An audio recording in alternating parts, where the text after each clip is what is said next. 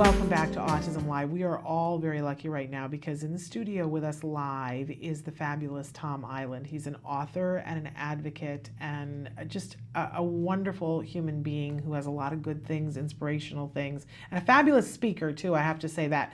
And as we welcome Tom, I want to point out that Tom came and he was wearing the most fabulous lime green tie. I mean, I was like, look at how fabulous you look, and it did not play well with our green screen. So we had to ask Tom to take off his tie. So I want you guys to know he showed up in a tie, but we've asked him to take it off. Tom, welcome back to the show. Thank you so much for having me again, Shannon. Happy International Women's Day. You know what? Thank you for reminding me of that. I totally was going to talk about that at the top of the show, and I forgot it is International Women's Day. Woohoo! Yeah. Woot! And a big shout out to all the women out there, parents, teachers, therapists, professionals that are on the front line for our young people with autism, especially my mother, Emily Iland, who's played a huge part in my success. My goodness. Don't we all wish that someday our kids will sit here and talk about us this way? Congratulations, Emily. You did well. But she had good material to work with, too, because you're pretty fabulous. Let's just recap for people who haven't seen you before, Tom. How and when did you come into the autism community? Certainly. Well, I was born with it, first of all, and diagnosed with it officially at 13. And I overcame a lot of struggles on a personal and professional level. I finally got a girlfriend after so many years. I moved out of my parents' house and got full-time employment, a college degree, even a CPA license, and went on to work for lots of corporate America companies, Disney, Deloitte, Princess Cruises. And I finally got permanent employment, but at that point I found accounting wasn't for me. Right. I wasn't happy, and I heard more and more stories of my peers struggling to know themselves, love themselves, and be themselves. So I left accounting behind altogether 2 years ago and wrote a book with my mother, Come to Life, Your Guide to Self-Discovery, to help shape the futures of people with autism and other learning differences. It became an Amazon #1 bestseller, and it won the Mom's Choice Literary Achievement Award last month. And my mother, she is quite the supermom, translated into Spanish herself, and we premiered it in Mexicali. So we're getting out there, and I'm telling my peers that life doesn't come to you, it's up to you to come to life. So if you're just sitting there waiting for some kind of miracle or something to happen to you, it's you that has to go make it happen for yourself. What an amazing point of view. Did I not promise and did he not deliver? And this is an amazing, amazing book, I have to say. Lots of great exercises. A lot of you write in and have teenagers and are wondering, how do you get them, as a lot of us say, fully cooked? How do you get people to the point where they're ready to be out in the world and doing their thing, whatever that is? And there are some amazing exercises. You guys gave my son and I an opportunity to do some of the exercises, and we found it really beneficial and are still talking about it and doing things from the book. I highly recommend this. And you mentioned, I didn't know that it had become a Amazon #1 bestseller. Obviously, we can get it on Amazon. Is that the main place to get it? You can get there also at my website at thomasIland.com. Yes, it's important to recognize that the last name, it's not like Island where you go for a vacation. Mm-hmm. There's no S. Yeah. There's no S in Island. No S in Island. There we go. So I love the fact that you talk so freely about the fact that you had challenges that you overcame. But we all look up to you anyway, because you did manage to get a college degree. You did manage to become a certified accountant. You did manage to do all of these things. But I think on top of that, Tom, the fact that you then recognized, all right, I've achieved all these things, but I have a higher calling. I have something else that inside me I need to do. And the fact that you followed that, to me, that's the ultimate in everything. And I think that that's one of the biggest things that a gift that you give to other people in the book, to recognize what they want and what they don't want. I think that's wonderful. So I just wanted to say that. Oh, thank you. But since you were last on the show, you've had a lot going on. And there have been a lot of achievements that you have done. So talk to us about some of the credentialing, and there was a big announcement of, I'm going to let you talk. Okay. It is your show, but I'll say a few things here and there. Yeah, I want to hear from you. Yes. Okay. Well, in order to become a better speaker and get onto stages and get my voice and my message out there, I took up Toastmasters. It's a not-for-profit that helps people improve their public speaking, their communication, and their leadership. And there are only about 4,000 of what's called distinguished Toastmasters in the world. It's like getting a PhD in public speaking, and you have to help charter a club, you have to help members accomplish their goals, you have to do so many speeches and so many roles yourself. So I became a distinguished Toastmaster in October, and another program offered through Toastmasters is called the Accredited Speaker Program. There are only about 75 of them in the world, and I applied for that in January. It combines the craft or the art of public speaking with expertise on a particular topic. So I'm actually going to say, when I get to the next level of the accredited speaker process, I'm going to go to the Toastmasters International Convention and audition before a panel of judges. And if they think I am the cream of the crop, I'm going to be called an accredited speaker. I love that. And I've also joined the National Speakers Association, or NSA, in order to expose my message and hopefully get some more speaking engagements and really look outside the autism community as well. Because I think other organizations, in corporate America, other businesses can benefit from hiring people with autism and seeing the potential and the possibilities more than the perils and the problems. Amen to that. And I have lived it, having gone through many internships and temp jobs and permanent employment in those companies. I can say what worked and what didn't and why. Absolutely. And I've also gone and joined the board of the Southern California chapter of Autism Speaks in January. I did that earlier this year. And I'm also being considered for the advisory committee of the Miracle Project. Wonderful. Those are all huge, huge achievements. And yet you've got more things that you want to do. You now are, I understand, coaching. Tell us a little bit about that. Basically, as I mentioned earlier, I want to help my peers and even their parents or their family members or people that are in their inner circle, their allies, as we call them, and come to life. Yeah. By working with this team and seeing that there is potential and helping somebody with autism know themselves, love themselves, be themselves, more specifically their best selves, and then they can find their niche and find their voice. It's an ongoing process called self-discovery that often gets overlooked. So we call this book a prequel to transition. So before we bring someone to the table and ask them all those questions, what do you want to do? Where do you see yourself? What are you good at?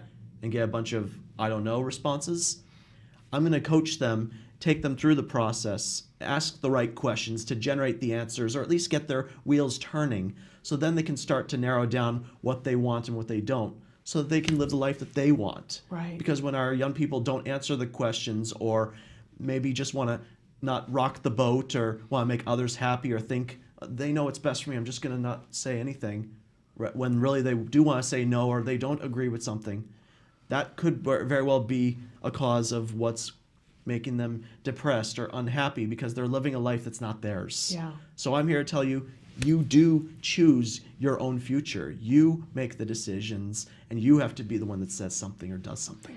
I love that message, Tom, because it's very empowering. You know, it's this, people can move through the world and be like, stuff is happening to me or I'm affecting what's happening. Yes. And I think that's an empowering shift, and it's an empowering shift for anybody. So if people wanted to be coached by you, and I would assume that anybody could be coached by you. It doesn't necessarily need to be somebody who's on the autism spectrum. There's a Correct. whole lot of people who aren't on the autism spectrum that are having trouble figuring out what they want to do in life. So I would assume you coach anybody, correct? I would totally coach anybody that is interested in looking inside, and because sometimes the most basic questions can be the most difficult to answer, but that doesn't mean they shouldn't be asked. That's right. And we have to take a deep look inside ourselves and find out what we really want and start making things happen for ourselves. So whether you have autism or you don't, if you have another learning difference beside autism or not, you can reach out to me and we'll see what can be done and see you become your best self. I love that.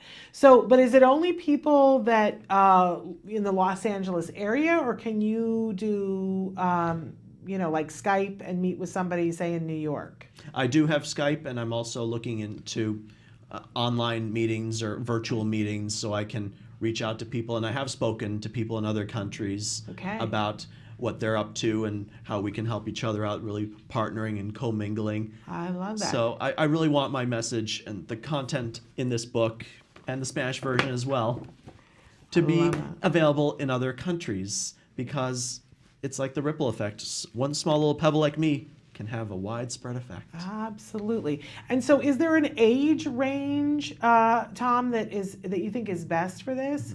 Like, are you looking for people that are over the age of 18, or do you take 15-year-olds? Do you take 12-year-olds? Who would be the perfect age to be coached by you? It's a great question, and Come to Life was written with 12-year-olds and older in mind, because as we start to think about those transition years, like junior high to high school to college, other adult like interactions and situations, that's what the book is more designed for. And I think I would work best with people 12 and older. Okay. Well, I just want to say to parents, I've got a teenager, and I've been saying on the show lately that my voice is like nails in my teenager's head, because, and there are things that we want for our kids, that I want for my kid, but at a certain point, I'm recognizing that I'm not the person he's going to hear it from. It doesn't matter if I know what I'm talking about. It doesn't matter if it's good advice.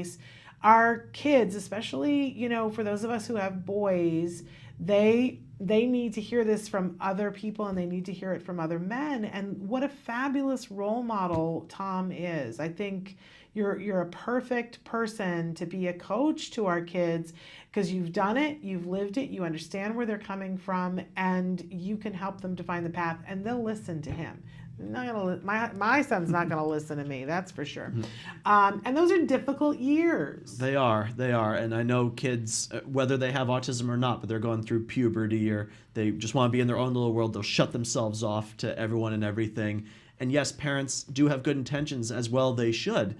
And eventually there comes a time where the parents have to see that young people can do things by themselves. They do have the potential. I was just doing an interview the other day explaining that ships were not built to sit in harbors.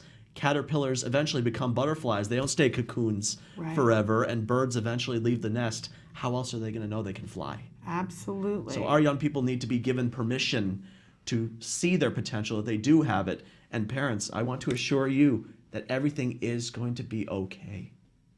What a wonderful, wonderful message. You know what? I want to back up just a little bit and go back to when you were a teenager and you were being diagnosed, because I'm sure that there are people who are watching right now who are like, this young man ever had challenges? This young man ever had difficulties? But you did. And to get a diagnosis at the age of 13. Officially. Officially, Yes. but you were having symptoms much earlier than that, things that should have, raised warning bells to doctors, but weren't. But what were the kinds of challenges that you were facing around the time that you got diagnosed? Do you remember? Based on what my mother's told me, because I personally don't recall a lot of the instances. And for instance, when I was 4 years old, I was living in Illinois. That's where I was born. And my aunt, my mother's sister, was the autism specialist for the state of Illinois, and thought I might be on the spectrum, and actually took me for a screening without my mother's knowledge. And I'm not thinking twice about it. I'm thinking, okay, I'm spending a day with my aunt, playing some word games, rearranging a few shapes. Little did I know I was being screened for autism. Wow. And basically the criteria at the time said my intellectual capacity was off the charts, not autism. Right. And my mother, when she found out, she confronted my aunt, how dare you suggest my son have autism? And was in denial about it for so many years. Meanwhile, I'm lining up my toys, having my own fun, recording Sesame Street, rewinding my favorite parts over and over again, and being in the corner, having my own fun. And this happens a lot in our society today for young people, again, with and without autism. When people with autism go attempt to interact with their peers, but they get rejected, or they're seen as weird, maybe they're not in the corner by choice. Yeah. Maybe they've been banished to the corner, and that is the sad and harsh reality. So fast forward to when I'm 13 years old, and the criteria diagnostic-wise did change. You can have be intellectually gifted and have social behavior and communication difficulties associated with autism, and that's where I got the diagnosis. But the signs were there based on a story my mother told me My sister Lisa would get calls from friends looking to hang out. My brother Danny would get calls from friends looking to hang out. One day I asked my mom, why doesn't the phone ever ring for me? And she had to think on her toes. Yeah. And that was eventually what started the conversation between her, my dad, and myself. They sat me down at the kitchen table and told me about my diagnosis and what it meant and how it impacted me. And I'm in my room crying for about an hour. The pillow was soaked. But then I came back and said, you know, Mom, this explains a lot. Yeah. I finally had some answers.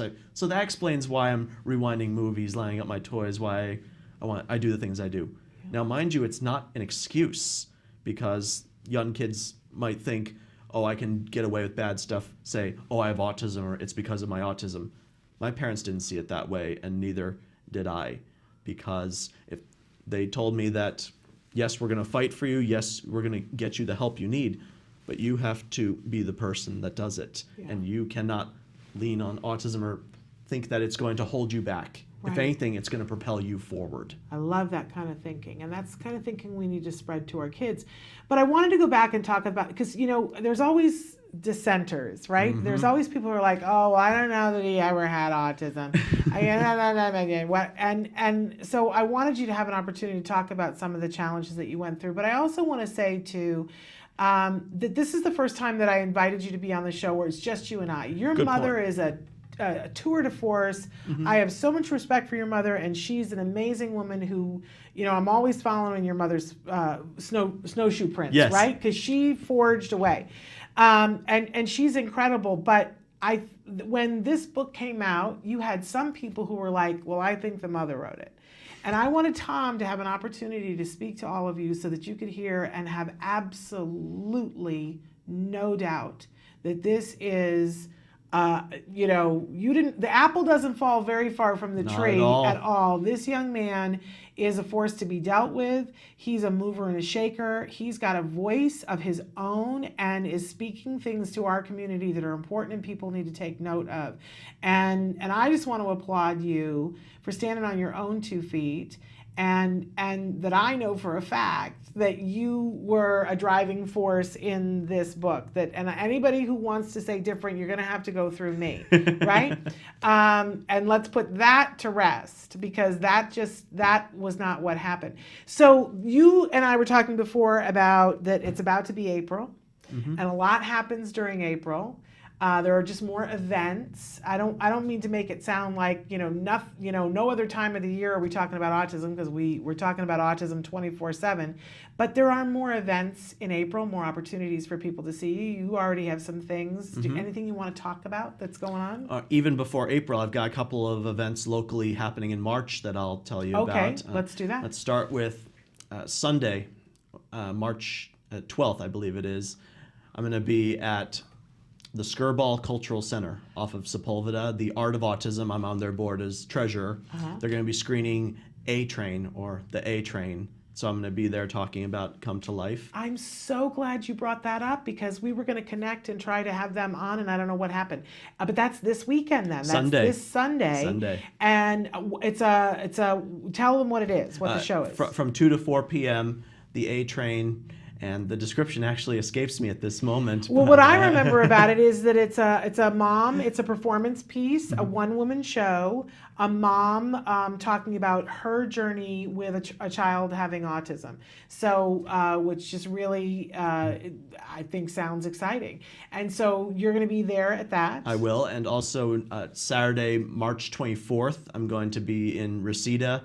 Another event that I think my mother and you have talked about on this show, Be Safe. Yeah. This is a critical project and process of training our young people how to interact with the police. Not just training police how to interact with people with autism. People with autism need to know how to interact with the police as well. So through the Fantastic Friends of San Fernando Valley, from 1 to 3 on Saturday the 24th, there's going to be an event. You have to register for it, though, if you want to know where it is. We're going to bring together local police and local people with various disabilities, not just autism. They're going to watch scenes from Be Safe and then do games and activities, and then start to build that relationship, that trust, and so that they're no longer strangers. Absolutely. This is what's causing a lot of people with autism to wind up in trouble with the law. They don't know the officers. The introduction hasn't been made. They're running fighting, reaching. So Be Safe is going to show them what to do instead. And the police are going to offer some insight as well. I love that. And where is that taking place? Saturday, March 24th. You have to register through the San Fernando Valley Fantastic Friends. It's through the CSUN Family Focus Center. And then they give you the location. Because it's technically a private event, but if you register, let them know you're coming, then you can. Then they'll tell you where it's happening. And for Be Safe products, you can visit besafethemovie.com for video modeling and self-disclosure materials that'll help your young person be safe when they meet the police. Which is, could there be anything more important than that, especially in these times that we live in?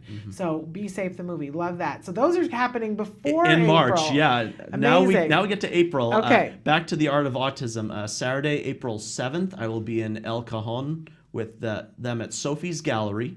I'll be selling and promoting the book there.